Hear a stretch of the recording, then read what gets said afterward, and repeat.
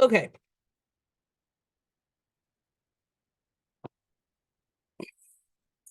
Tonight is part 11 in our series on the fourth chapter of Bava Metzia.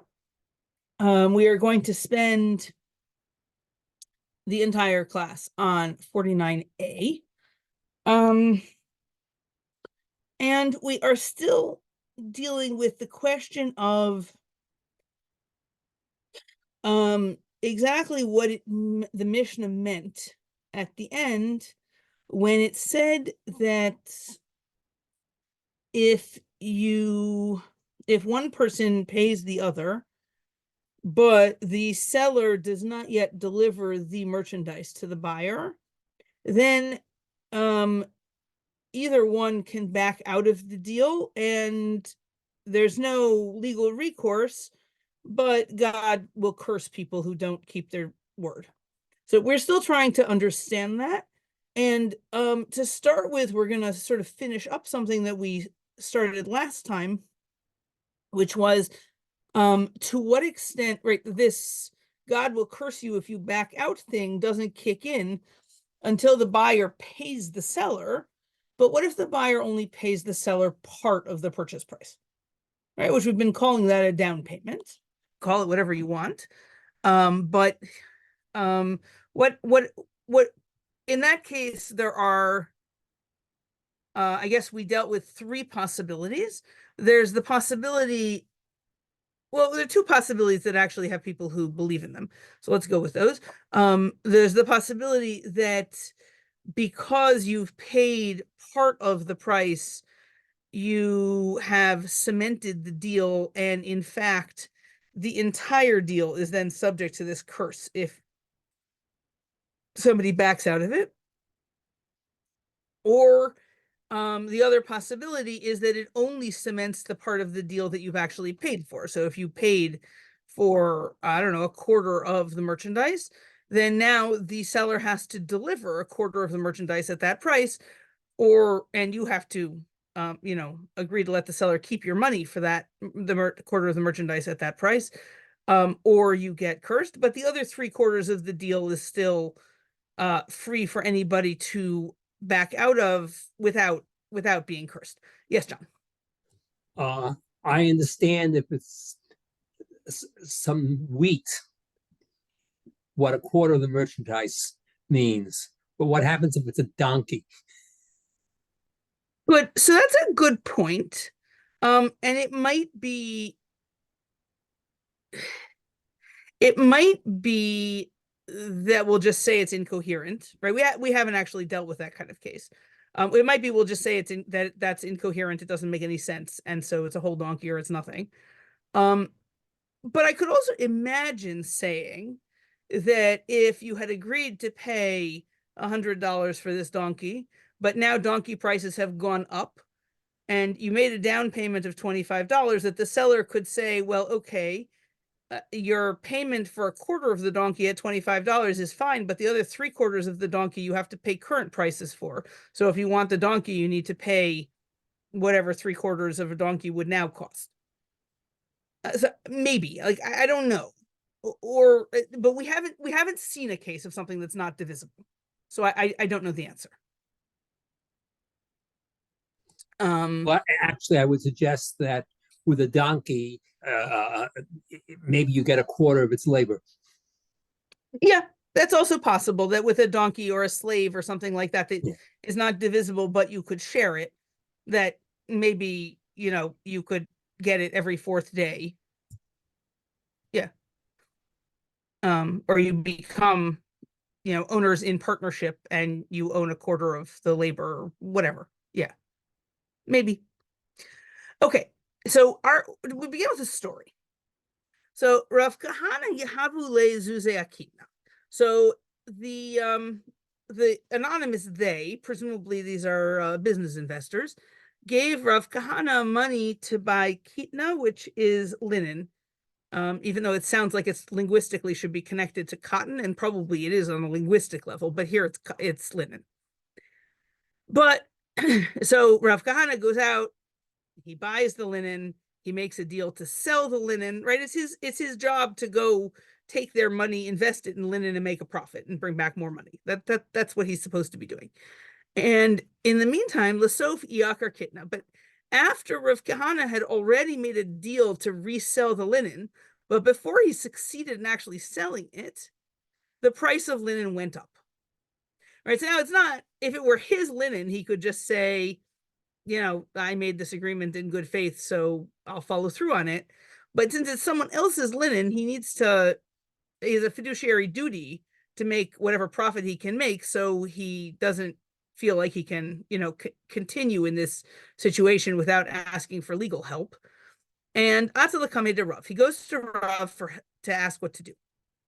Amarle b'may dinakitat zuze havlu. So Rav says, you need to give them the linen that corresponds to the money that they actually paid you. But the rest of the deal is just words, right? I don't know how much they had paid for, but whatever it is, once you give them the linen that they already gave you the money for, then you just had a verbal deal for the rest of it. And words don't have an issue of michusrei amana, which is bad faith. Right? So you only enter into the world of being considered dishonest if you don't follow through on what you say, if money changed hands. As long as it's just words, you're not even going to be considered to have not to have failed to follow through on what you said. But Deborah, here it wasn't just words. They actually gave him the money. Right. So Rav is conceiving of it as two separate deals. There's the portion that they paid for, and that deal is bound by the commitment of giving money. And then there's a separate deal, which is an agreement to pay money for the other linen. And that deal, he says, is not bound by anything. It's just a verbal agreement. It doesn't bind you, and you can back out of that one without consequence. So are we making an assumption here that they only gave partial money? Yes, definitely they only gave partial money. That's why he says you have to deliver the linen for that corresponds to the money that they gave you. You're right. Okay, thanks. Sure. Okay, so but Rav has taken this rather strong position that a verbal agreement does not bind you, even to the point where we would call you a liar if you didn't follow through on it, which is interesting because generally speaking, when we talk about keeping your word, we assume it has something to do with, words. So this is a little bit, it's a very extreme statement, position on Rav's part. Harvey, were you going to say something?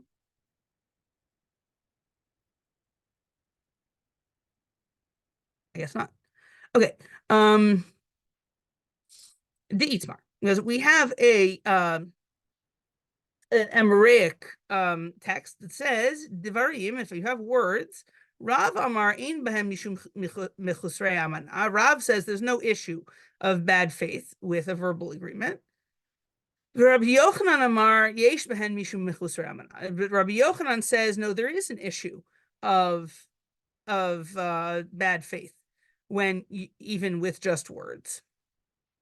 So it sounds like Rabbi Yochanan thinks if you promise to do something, then in fact you are acting in bad faith if you don't do what you said you were going to do. Okay, Meitive. So we suggest a tiyufta, in this case, I think against Rav. Ron, are you raising your hand?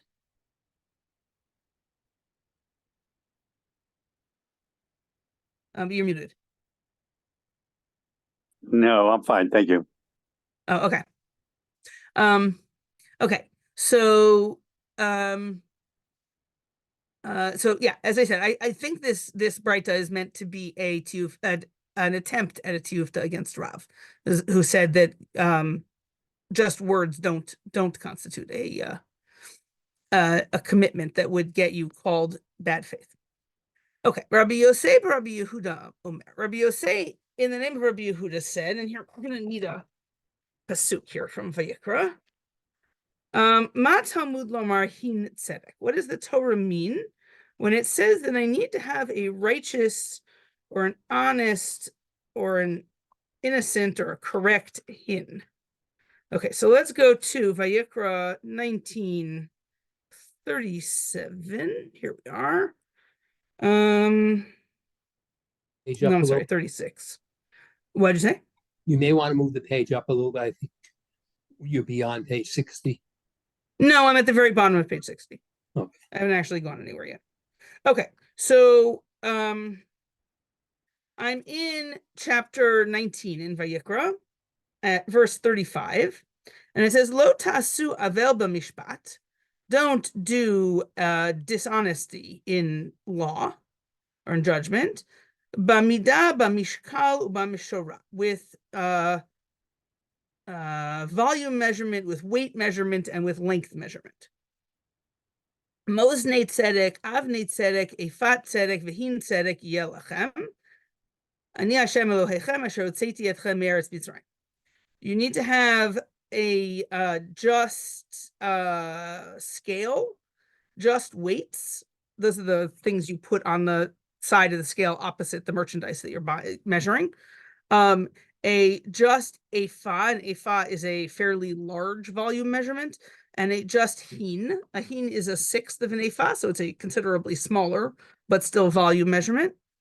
So all of these things you will have. I am God who took you out of the land of Egypt. Okay, so Rabbi Yosef, Rabbi Yehuda's question is, why does it say that you need to have a righteous hin?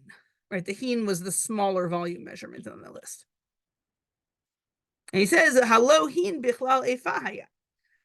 But a hin should be included in the category of ephah. It didn't list every conceivable measurement. It listed one weight measurement and one volume measurement. You might have expected one length measurement, actually, but we didn't get that. We have two volume measurements. So why do I need to have both hin and ephah? Hin is exactly a sixth of an ephah every time. So if you're going to have righteous volume measurements, then that's it. I don't think no one would have suspected that you had to have a correct measurement for a gallon, but the half gallon measurement was allowed to be cheating. Like, that would be ridiculous. So it didn't need to tell us both the ephah and the hin. Ela lomar lecha hey hin shelcha tzedek v'lav shelcha tzedek. And now we have a play on words that is based on a Hebrew word that does not exist yet in Tanakh. So he says what it's telling you is not that your hin, your volume measurement, needs to be righteous, but that your hein, and hein in rabbinic Hebrew means yes, needs to be righteous, and then by implication your no also needs to be righteous. So he is taking this to mean that you need to be honest when you say yes or no. And so we're on the surface, that sounds like we're going to hold people responsible in business, because that's our topic here. We're going to hold people responsible for saying that they'll do something or that they won't do something. And that sounds like it supports Rabbi Yochanan instead of Rav, because Rav said that just talking doesn't bind you and you can back out. So Abaye is going to rescue Rav, though. Amar Abaye, hahu shelo yidaber echad b'peh ve'echad b'lev. So Abaye says, no, that means that you can't say one thing and be thinking something else.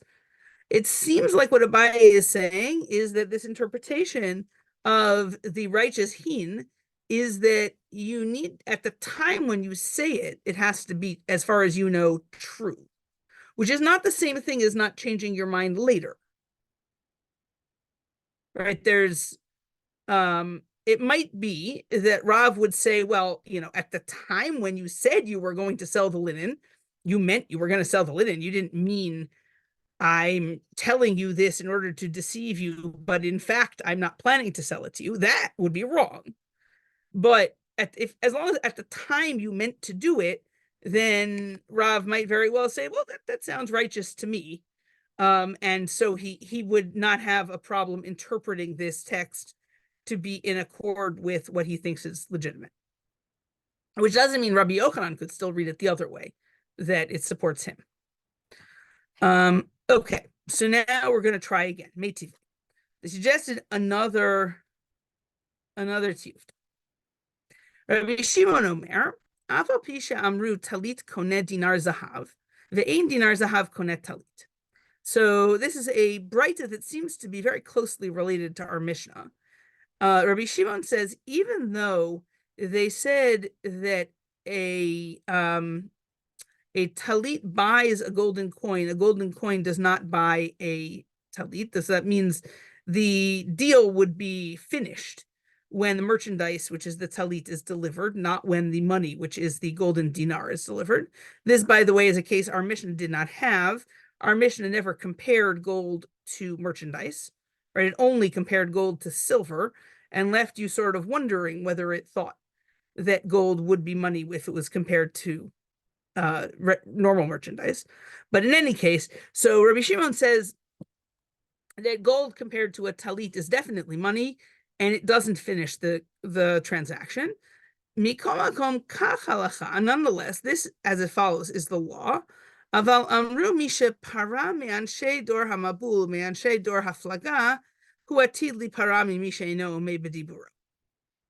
But even though they said that the law is that the transaction is not finished when you hand over your gold coin, nonetheless, they said that people who don't follow through on their word, God is going to get them, like God got the people of the generation of the flood and the generation of the separating. That is the Tower of Babel. And that, again, sounds like the Mishnah is not happy with people who don't do what they said. Notice that it says, Mishaino omed bediburo, somebody who doesn't stand in what they said, doesn't. So that sounds like it's not doing what you said that's the problem. Although you could argue, just based on the piece that we have quoted here,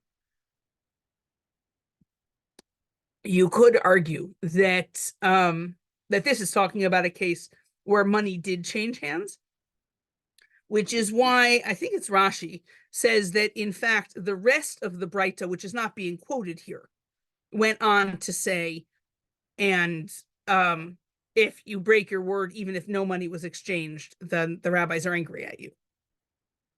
And in that case, it would explicitly be saying that you can't just break your word, even if no money was exchanged. But we don't, if the Braita ended that way, we don't have it. Either way, this is being presented as an assertion that at least rabbinically, it's not okay to just break your word, which would seem to be an argument against Rav saying that, in fact, it seems to be Rav Kahana's fiduciary responsibility to break his word on anything that didn't involve the exchange of money.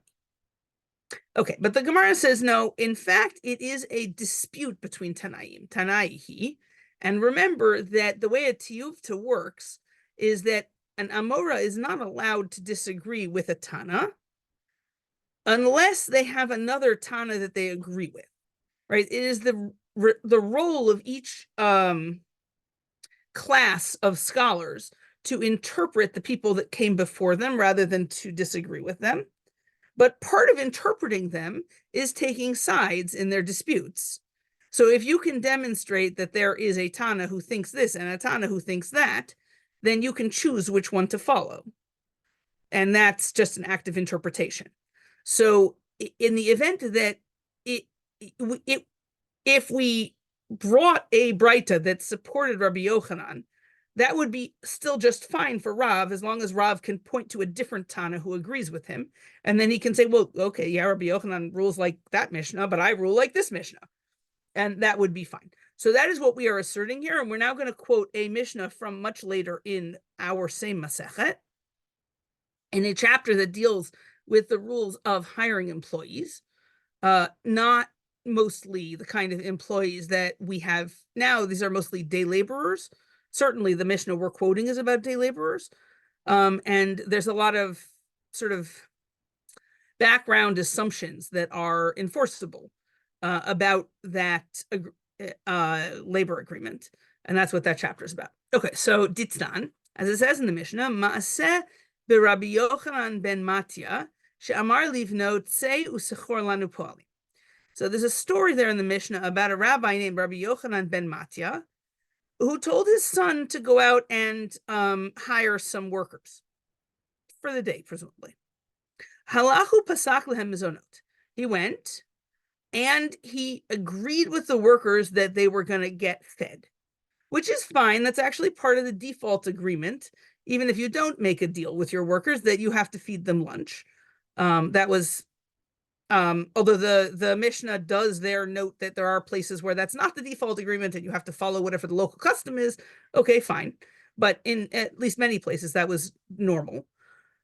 But Kisheba etzel aviv amarlo, when he gets home, his father tells him, Bini, afilu ata uselahem kisudat shlomo b'sha'ato lo yadtata yedei chovat chayim. His father says, look, if you just agreed to give them food and you didn't specify what kind of food or how much food, then there is no way that you can fulfill that obligation, even if you make them a meal like the best meals that King Shlomo served in his palace when he was king. You will still not have made enough food that they can't complain that you didn't make enough for them, right? That you've just made what's effectively an infinite commitment. Shehein b'nei Avraham, Yitzchak, and Yaakov, because they are the children of Avraham, Yitzchak, and Yaakov. So that, I don't think that means Avraham, Yitzchak, and Yaakov were gluttons and their descendants are very hungry, although I guess it could be read that way, but it's usually interpreted to mean that Avraham, Yitzchak, and Yaakov, being descended from Avraham, Yitzchak, and Yaakov makes you some kind of royalty that is entitled to a royal food, right? And unless you're specifically told that you're going to have to eat regular people food, you're entitled to be fed royal food.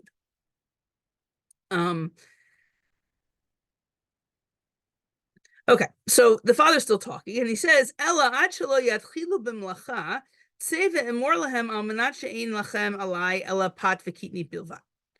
He says, but you better go back and catch them before they start working, and tell them that you're making an additional condition that they're only entitled to bread and beans. So it seems like that's the end of the quote from the Mishnah. It seems like this Mishnah thinks that you can change a deal that you're already in the process of carrying out. Right? The son made a promise. Sounds like the father is telling the son to go and modify the deal after he's made a promise. But it sounds like it matters whether he gets there before they start working or not. So we're going to have to pick apart what that means. But for the moment, we're taking this as a support for Rav, that the son is supposed to go back and change the deal because there was only an exchange of words. And so there actually hasn't been a promise yet. Yes, John. Is they changing the deal or clarifying the deal? Well, I think we're assuming that it's a change, or at least it's a clarification that is not in the best interests of the people you're clarifying to. And so they might have had a right to enforce a different version of the deal if you hadn't said this, so I think we're going to call that a change.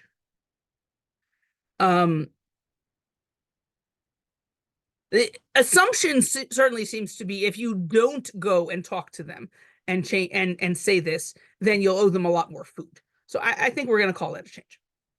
Okay, so the Gemara says, "V'isa kadatach dvarim yesh bahem mishum michusrei amana." The Gemara says, if you think that a verbal agreement in fact does create a situation of bad faith, then Heichi Amar le Zil Hadar B'cha. How could he possibly tell his son, go and take back what you said? Right? That would be appallingly bad parenting, and certainly not something we would record in the Mishnah as good advice. So up to this point, it seems like the Mishnah supports Rav, and what's going to happen now, it seems to me, is we're going to explain an alternative reading of the Mishnah, but I'm not entirely sure it replaces the original reading. I think this reading is going to stay in the background. Shani Hatam, it's different there. De poalim gufaihu lo samchadatai. So a situation like the one described in the Mishnah is different than a normal verbal agreement, because these particular employees would not have assumed that this particular agreement was something they could rely on. My tama, why not? Mida yadi da'al avu hasamach. Right? They know that they're negotiating with the son of the owner of the farm and not with the principal person himself. And so they're sort of, assuming that anything he said is subject to approval or disapproval by the owner, and that, they'll find out later whether it's really happening. But they know that it's not necessarily, that the person they're negotiating with does not necessarily have the power to make what he's saying happen. In that case, he should still have the ability to change it after they start working too. Right? So why does his father say go run and catch them before they start working? No, if they had started work, then they would in fact have assumed that the negotiated deal was in place. It sounds like the cultural assumption is that if the person who was doing the hiring but doesn't really have the power to do the negotiating, if they're going to discover that what they've negotiated is not okay and change the deal, then they're supposed to do that before the work starts. And once the work starts, the workers are entitled to assume that whatever they've been promised has now been approved by the boss. Amru Meimar Amar Kame Davu Havinicha. So they would say, nah, he must have said it in front of his father, and his father must have said it was okay. If the work actually starts, then that's their signal to assume that. Okay, so now it would seem that we've sort of established that Rav sort of has somebody to rely on. Although the interpretation we gave of the Mishnah most recently doesn't really support Rav, but it might be that that's just an interpretation we're offering according to Rabbi Yochanan, and that Rav is allowed to believe that it just means people are allowed to back out on their word. But now we move on to trying to understand Rabbi Yochanan's position. We know that Rav really held his position because he told Rav Kahana to do that. He told Rav Kahana, go, and back out of your deal that you made on the part that you were just talking about.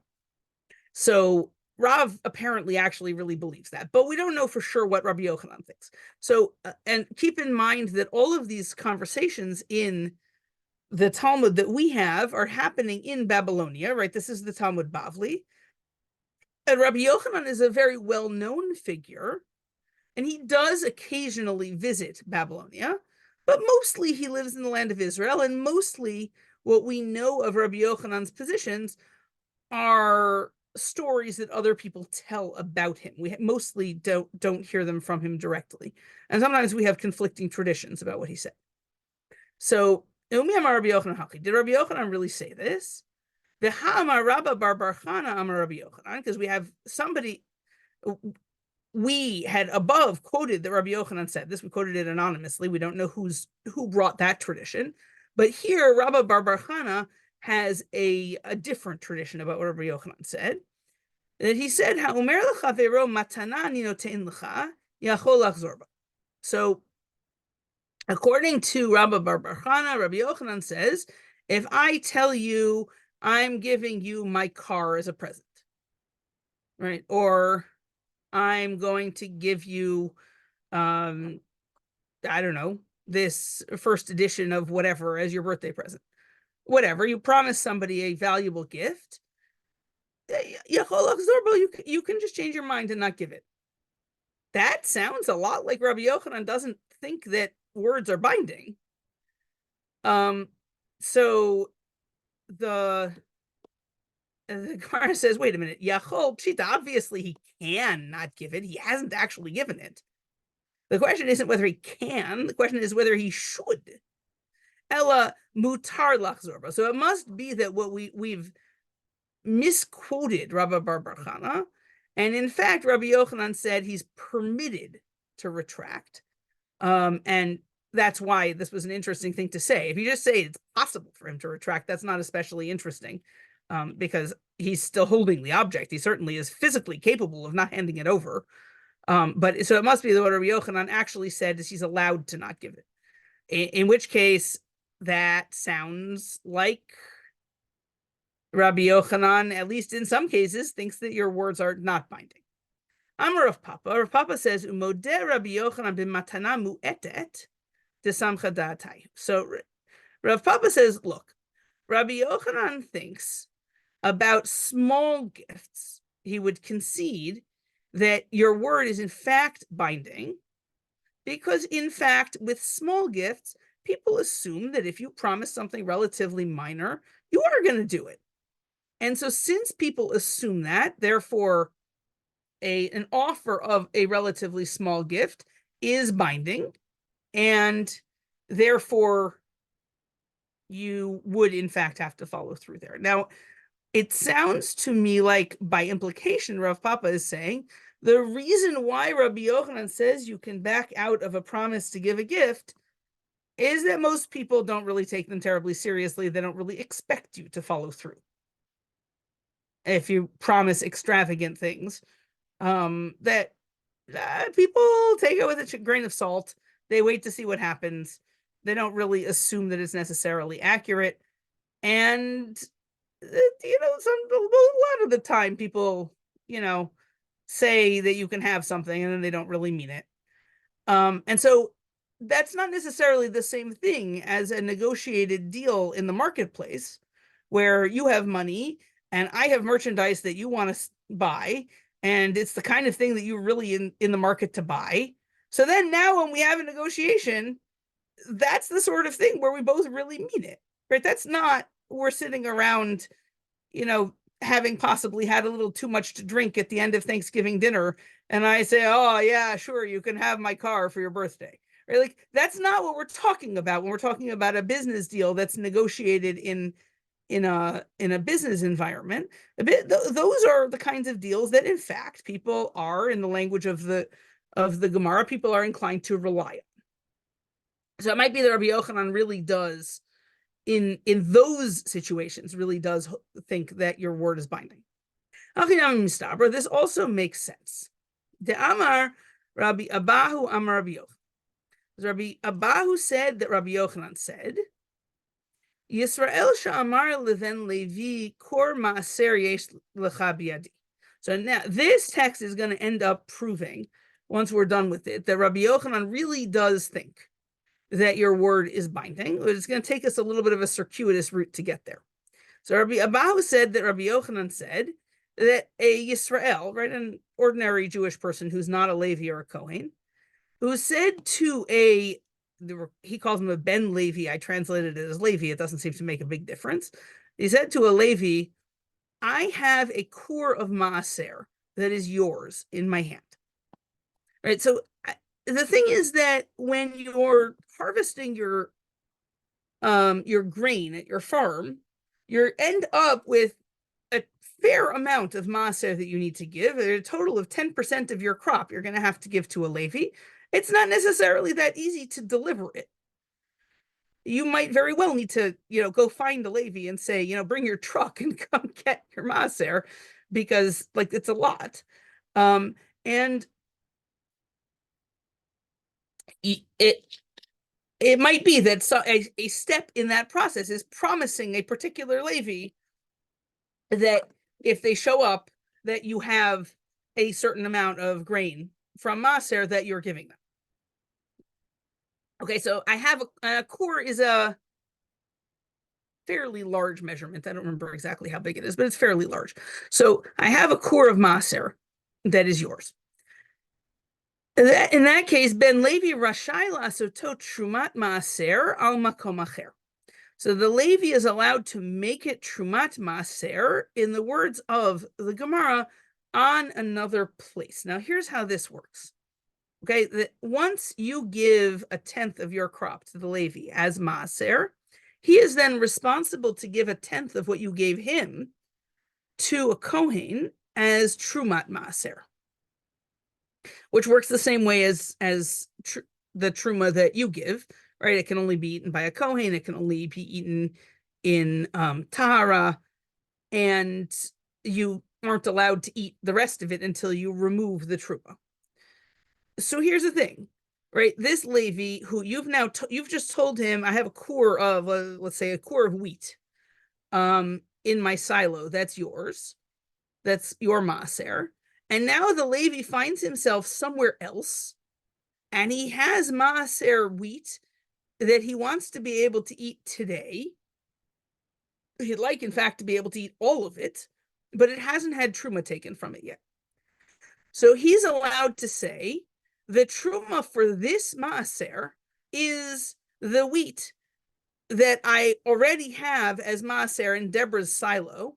That wheat is now the Truma for this wheat, supposing that the proportions are correct, that will work. And then now he's allowed to eat the totality of all of the wheat that he has with him. Right? It allows him not to have to schlep food that he's not allowed to eat around with him until he can find a Kohen to give it to. It can sit safely in my silo until he gets home, and then he can dispose of it appropriately. Deborah, yes. So the mitzvah of Trumat Maser that the Levi has is not like a function of the Chefza, it's the Gavra. Like, in other words, he doesn't have to give it on the newly acquired Truma. He can give it so on it has to be, it has to be from the same year. It has to be the same crop. It has to be of the same quality, but it doesn't have to be from the same farm. And in principle, you're supposed to give Truma from produce or grain that's adjacent to the stuff you're actually planning to eat. Like, they're supposed to be physically in the same place, but in exigent circumstances that we make exceptions to that sometimes.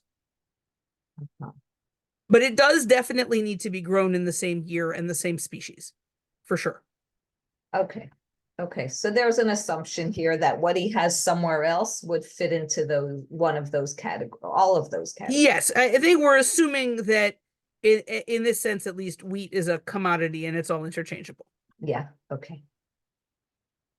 But the fact that we're letting him make the grain that's in my silo into Truma in order to permit the grain that he's got somewhere else means that we think he really owns this grain.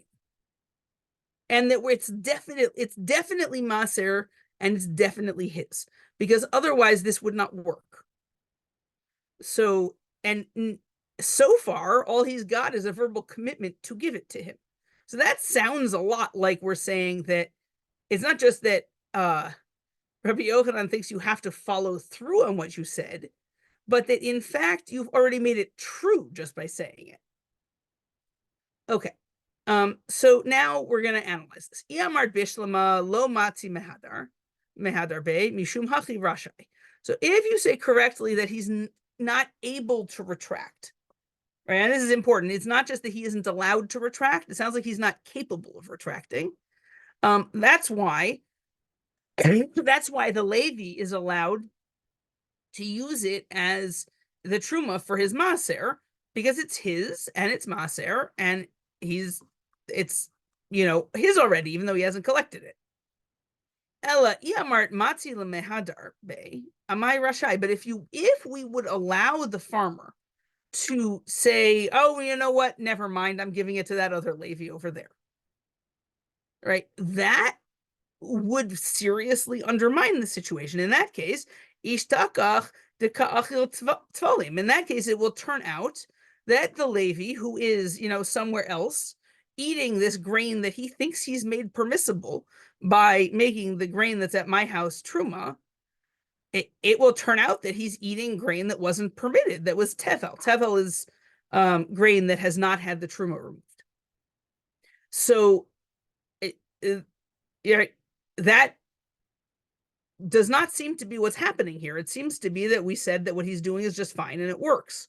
So it seems like from that you can demonstrate that the verbal declaration works and this stuff is maser and it belongs to this particular Levi.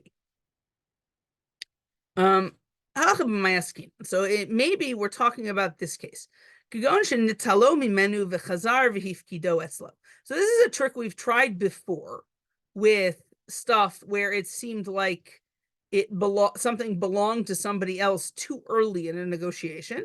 We said maybe he actually gave it to the Levi. The Levi picked it up, and then the Levi gave it back to him and asked him to take care of it for him. So, in fact, maybe we were just wrong about the case, and it's not the verbal promise that makes it belong to the Levi. Maybe the Levi actually came and retrieved it. Now it belongs to the Levi, and then the Levi said, actually, you know what, can I just leave this here for the weekend? I'll come back and get it next week. Well, that would explain why it belongs to the Levi, and the Levi is allowed to make it into Truma, but it does kind of make it not the case we were talking about. Right. Then I'm sorry, then he has no intention of eating it right away. Presumably. And the thing with grain is that it only grows once a year, but you need it all year. So there's always a lot of storage involved with grain. But the thing is, ihachi ema seifa. In that case, we need to look at the end, which we haven't quoted yet. So we haven't actually seen it, but the Gemara knows it. The next line in the quote from Rabbi Yochanan says, Nitano leven Levi acher, ein lo alav ela taromet. But if he gave it to a different Levi, right? Suppose now the first Levi comes back and says, okay, I'm here to collect the truma that you said, the maser you said you had for me. I say, nope, I decided to give it to your brother. Right? That seems to be what happened. In that case, the Levi only has a complaint. Right? He doesn't have a legal case to retrieve it. He only has a complaint. If you think the case we're talking about is one where the Levi actually came and picked it up and then gave it back for safekeeping, then how can you say in that case that he doesn't have a legal case against this person who seems to have given his stuff away while being the guard taking care of it? Right? That doesn't compute. So that can't be the case. So kevan demashche mamona eat legabe. Once he actually picked it up, it belongs to him. You can't just say, never mind, I gave it to somebody else. That's not how property works. So it must in fact be that Rabbi Yochanan is talking about a case where the Levi has never touched the stuff, and yet two things. One, it belongs to the Levi can rely on the fact that you said you'd give it to him to the point where he can make it into truma and then permissibly eat the other food. And weirdly, you still have the capacity to give it to somebody else. And at that point, you could get cursed, presumably by the Levi and possibly also by God. But it works, right? Nobody has a legal case against you, which is really weird because it sounds like in the meantime, this stuff is in this sort of limbo where the Levi is allowed to assume it's going to be his, and probably it will be, but maybe not, which is pretty strange. And we'll have to see if we can straighten that out next week, because it sounds like taking this position that somebody's verbal agreement is binding to the point where it can be relied on seems to get you into a bit of a legal mess, because it turns out that although a verbal agreement may be binding, it doesn't actually stop you from doing something else. And so it seems like it produces a bit of a mess here. So we will have to see if we can straighten that out next week. But for right now, that's what I have. Are there questions? Yeah, when I read it, I didn't initially before class, I didn't come to that same conclusion. I didn't realize that so the Levi can rely, I thought he can rely on it, and the Yisrael who promised to him should really give it to him or has to give it to him, but I guess he doesn't have to, and that's a little strange. Yeah, so Ein lo alav ela taromet, he only has a complaint against him, usually means that you have a legitimate beef which is not enforceable in court, which ends up amounting to something very similar to our God will get you kind of situation back in our Mishnah, which or like the rabbis are angry at you, right? We have a number of different ways of saying this, and they may be similar but not identical, or they may all amount to the same thing. But it seems like there are cases where people can legally take action which is wrong. And this seems to be that kind of situation where it's morally wrong, ethically wrong, but not legally impossible. Yeah. Now, it could be, though, that the Levi subsequently promised a Kohen that he would give him the Trumat Maser from the Truma that he got. Yep. And then you have this really complex situation if the Yisrael doesn't end up delivering it to the Levi. Yeah, that's true. Yeah. It just puts him in a real bind. Yes, I would think so. Although I think that probably you can get the same kind of chain reaction in a normal buying and selling situation where I agree to sell you tomatoes and you've already made a deal to sell those tomatoes to the next person. And then it turns out I refuse to give you the tomatoes, right? Like I suspect that we can make that kind of domino effect in any of these cases. And yes, it's part of what the problem is when somebody breaks their word is that it puts other people in a position where they can't follow through on their commitments. That's a part of the problem. Right. Okay, so I will see you all next week. Have a wonderful week. Thank you. You too. Thank you. Good night. Good night.